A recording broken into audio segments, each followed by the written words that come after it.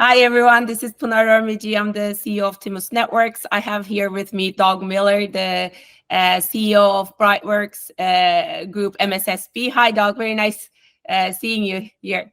You too, Pinar. Thank you so much for having me on. Thanks for joining us. I really enjoy these shows, and it's been a couple of weeks since I've done the last one, so I'm really looking forward to this. So, Doug, tell me a bit about your MSSP. How did you guys get started? Yeah, absolutely. So we're 12 years old now. We started back in 2012 after I had been in the industry for a really long time. My IT career dates back informally into the 1970s. So I kind of grew up with the industry and served in a variety of technology executive roles and consulting roles, and about 12 years ago decided it was time to start my own company. I originally started sort of in a fractional CIO role, but very quickly, a lot of the companies I was working with were highly regulated companies and had compliance concerns. And that pulled us into a variety of operations consulting opportunities, as well as helping them deal with compliance, which of course triggers a lot on the security side. So our background to this sort of comes a little bit differently than many other MSSPs who started in security. We started more in operations and tend to still see security from an operations perspective, much more so than we do the threat hunting and much of the other stuff that you are typically talking about with security. Yeah, interesting. And as an MSSP, how does your sales process work? Both into finding obviously new clients, but also into your existing client. How do you, if you will, convince them of new services to be had or upsell new solutions? Absolutely. So new customers tend to get generated by, there's obviously a lot of referral business, right? That's not unusual in this industry. And now being 12 years old and having been in the market that I'm in 30 years, I and my company tend to be fairly well known in the region. So that helps with the referral. We do a lot of events. We hold a lot of events in partnership with our core partners in the major cities in our geographic area. And those events tend to be things like executive networking events where we bring in about a dozen to 20 companies that are specifically handpicked. And we typically do that with a partner. And then it literally is a networking event. We don't do a lot of sales pressure. And that helps build relationships. We're a very relationship-driven kind of organization. So we would rather develop a long-term relationship with a customer than a lot of really transactional relationships, which kind of speaks to how we upsell and sell into those existing accounts. Part of it is really informally from the perspective of once we've developed a trusted relationship, and that trusted relationship is usually with an engineer, a technical consultant, right? It's not a sales or account executive kind of relationship. And our engineers will just be talking with the customer and they'll say, yeah, I'm having this problem. Well, here, we know how to help you solve that, right? And that automatically triggers it. We also have a process that we call technical alignment, where we've got about 200 standards and best practices. And effectively, it's a It's an IT audit that we do with the customer potentially as frequently as monthly, where we're looking to make sure that all of the different components, operationally, security, financially, compliance-wise, are still where they need to be. Mm-hmm. You know, one of the things that I've often said about our industry is there's very, very few industries that are as subject to attrition as we are, right? And chaos. Like, you can take a turned off PC and lock it in a room and come back a month later and something will have changed, right? It just seems that way. So it's very, very common that stuff drifts off the desired configuration. Yeah. We go in, we do these audits, and that will often then trigger a discussion around, oh, you know, we found you're not in alignment here. Maybe we need something, right? Yeah. Yeah, actually, that's a very good point. And, you know, when you're selling into existing clients, for example, a solution like ours, right? I know that we are really great partners. Do they really want to understand, hey, what's this new solution? Or is it say, hey, this is a new solution in the cybersecurity stack? And how does that work? Yeah, there's some variance there. We have a set of solutions that we pitch at emerging companies, right? So they tend to be smaller, and the primary contact in those smaller companies will often be the company leadership, the company ownership, and they're very concerned with doing what they're doing. They're not particularly technical, so they look to us as a trusted advisor to simply tell them, look, you need this. And many of them will just simply go, look, if you guys tell us we need it, let's do it, right? And we'll add it in. With our larger customers, and we work a lot in the mid-size to small enterprise space now, and the target there that we're talking with is at a minimum an IT director, usually up into the VP of IT, CIO level.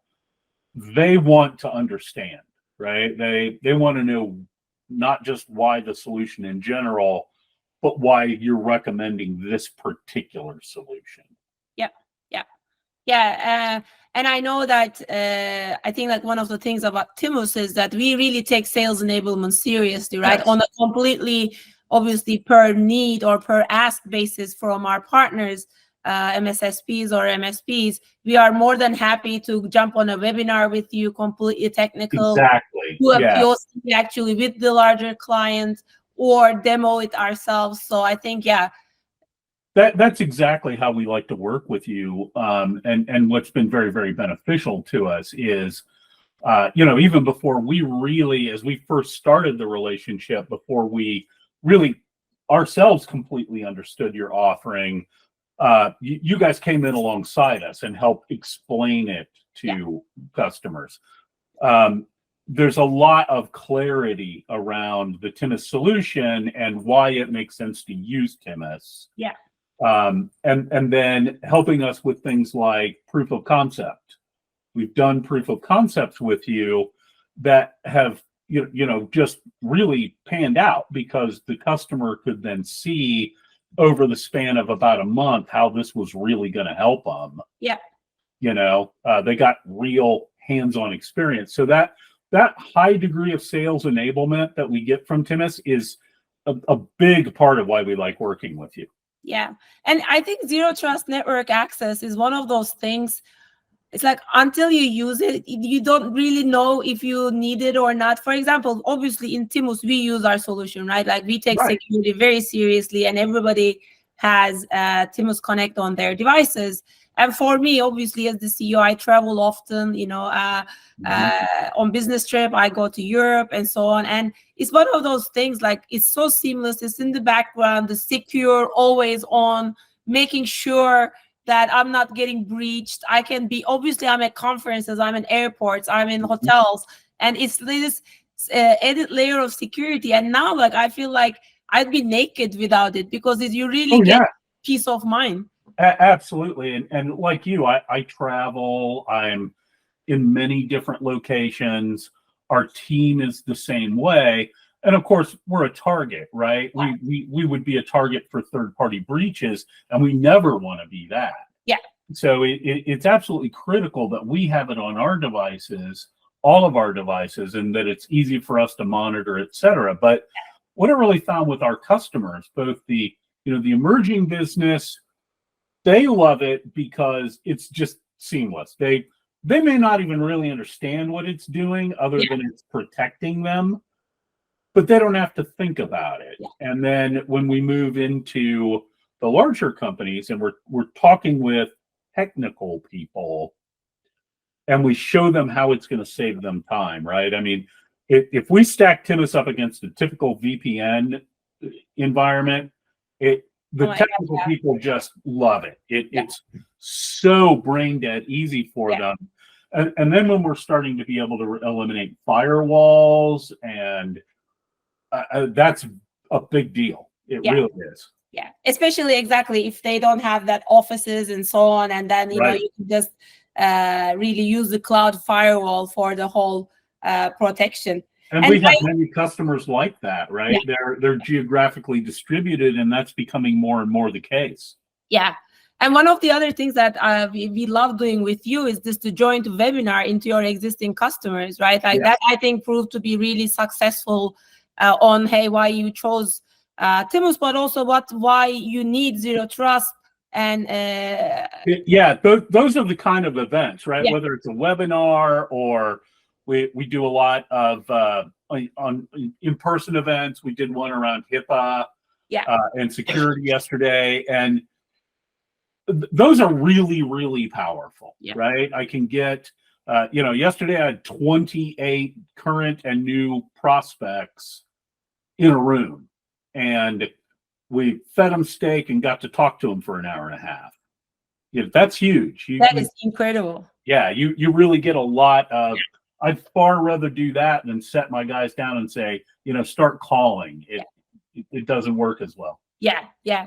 And so I guess that's one of the fun things that I was going to ask you. Like, so what makes it fun being an MSSP? I mean, obviously, day to day, you need some type of joy. And how is it joyful for you as an MSSP? Yeah, I mean, part of it, obviously, we're all technologists. I'm a technologist back from the days when literally the first computer I ever had 4K of RAM in it, right? So I've enjoyed that part of it, and the things that are happening, the change that happens, and getting to learn is a big part of it. It sounds a little corny, but I really like when we help people, right? That's and I don't mean the getting to swoop in after a disaster and bail them out. It's more the continuous, ongoing, we made your life better. Yeah. Right. And again, that's where Timus really comes in. It's not one of those tools that you put in place to fix something after a bad thing's happened. It's a thing that makes their life better. Yeah. And that I really, really enjoy. And frankly, I enjoy the interaction with partners. There's so many people out there doing so many cool things that getting to talk to those partners, people like you, about what you're doing, what your offering does, and how we can work together, that's a lot of fun. Yeah, I agree on that. So my background is in electrical engineering, actually. So I done digital signal processing, and I started as a systems engineer. And one of the things I love being in this industry is like how we are so close to the high tech and the bleeding edge, and we not only get to see it, but also understand it in entire ways. And it's very exciting times, right? In all aspects, whether obviously the AI, even what the bad guys are doing, like this fake deep fake CFO embezzling $25 million. So I really enjoy being in the forefront of it, and also being able to talk with other technologists like yourself. Yeah, no, 100%. And then my final question, and I'd like to ask this, of course, to everyone. So you are such a great partner with us. So what do you like about us as a partner, and why did you choose us? But also, like, you stuck with us, right? And we do a lot together. Yeah, and really, it comes down to, obviously, technically, right? The bottom line is that you have a technical solution and it works really well. If you didn't have that, it wouldn't matter. You could be the nicest people in the world, but I can't sell it, right? So the ubiquity, the dependability of your solution is strong. Beyond that, the support has been phenomenal, right? So anytime we've had questions or problems, Tim has been very eager to help us work those out and solve those problems.